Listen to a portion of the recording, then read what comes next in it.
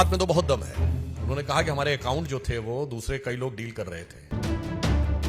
पहले उनकी गठबंधन की एक नेता हैं जिनके प्रश्न वाले अकाउंट विदेश से डील हो रहे थे। अब कांग्रेस की आप ये समझिए, जो सोशल मीडिया की चेयरपर्सन है वो कह रही है उनके अकाउंट कई लोग डील करते हैं। बहुत साफ है कि कांग्रेस की जो बातें हैं, इनके अकाउंट्स कहां से डील होते हैं, ये देश को समझना चाहिए। कौन कौन सी शक्तियां डिजिग्नेटेड डिजाइन मैसेजेस भेज देती हैं जो सीधे एज इट इज कर दिए जाते हैं, ये अपने आप में इस बात को प्रमाणित करता है कि कांग्रेस और इंडी गठबंधन किसी अज्ञात शक्तियों के हाथ में खेल रहा है। अच्छी तरह सुनिए, धमाका है ये।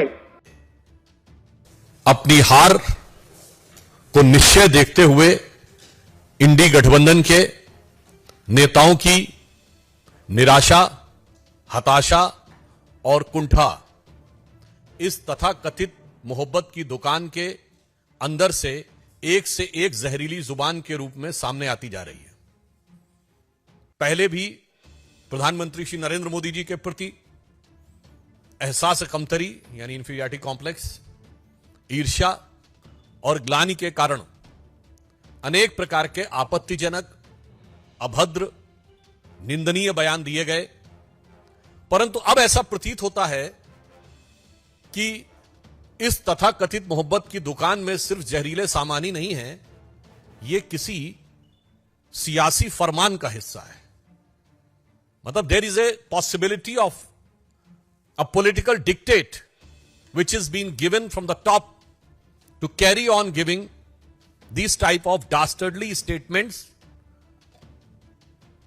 not only against Prime Minister Shri Narendra Modi ji, but going to the extent of creating a divisive mindset among the people of the country. यानी अब सिर्फ प्रधानमंत्री श्री नरेंद्र मोदी जी के प्रति अवमानना और इसके बयान से आगे बढ़कर भारत के अंदर विभेदकारी, विभाजनकारी और राष्ट्र के विरोध तक जाने वाले, राष्ट्र की एकता पर आघात करने वाले बयानों तक आ गए।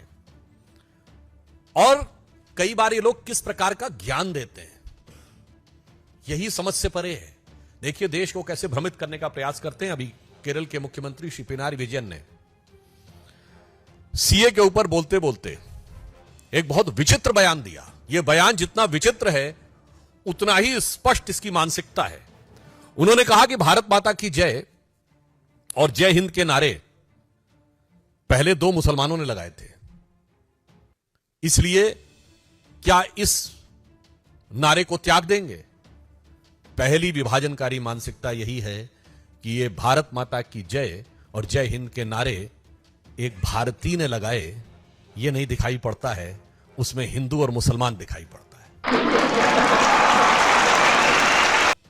दूसरी बात, उन्हें यह भी नहीं पता है कि जिसका उल्लेख वो कर रहे थे वो दीवान अजीमुल्ला खां, नाना साहब पेशवा बाजीराव द्वितीय के दीवान थे, उस पेशवाई साम्राज्य के जिसे भारत के इतिहास में हिंदू पद पातशाही कहा जाता है।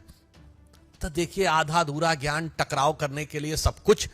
तो मैं इंडी गठबंधन और कम्युनिस्ट पार्टी और श्री पिनारी विजयन के ज्ञान में और अभिवृद्धि करते हुए बता देना चाहता हूं कि वंदे मातरम जो आनंद मठ में लिखा गया, उसका सबसे पहले राजनीतिक मंच के ऊपर जो गायन हुआ वो 1895 में कांग्रेस के कलकत्ता सेशन में हुआ और जिसकी अध्यक्षता रहमतुल्लाह अहमद सयानी ने की थी।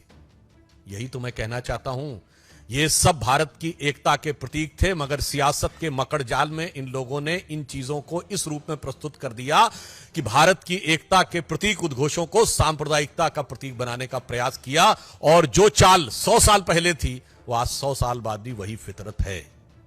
कृपया भारत की एकता और भारत के गौरव के उद्घोषों के ऊपर विभाजनकारी राजनीति से परहेज करना चाहिए। और पुनः मैं कह रहा हूं, इंडी गठबंधन इस बात का जवाब दे पूरी बात की आई कहां से। और मैं पुनः कहना चाहता हूं, उससे भी आगे बढ़कर जिस भारत माता की जय और वंदे मातरम की बात कहते हैं, पहले तो पता नहीं उनको शायद वो लेफ्टिस्ट ही ज्ञान है। अरे भाई, ऋग्वेद के पृथ्वी सूक्त में लिखा हुआ माता भूमि पुत्रो अहम पृथिव्या, ये धरती हमारी माता है, ये देश हमारी माता है और हम इसके पुत्र हैं। गीता भी माता है, गंगा भी माता है, गौ भी माता है, भारत भी माता है, धरती भी माता है, मगर कम्युनिस्टों को उसमें कुछ और नजर आता है।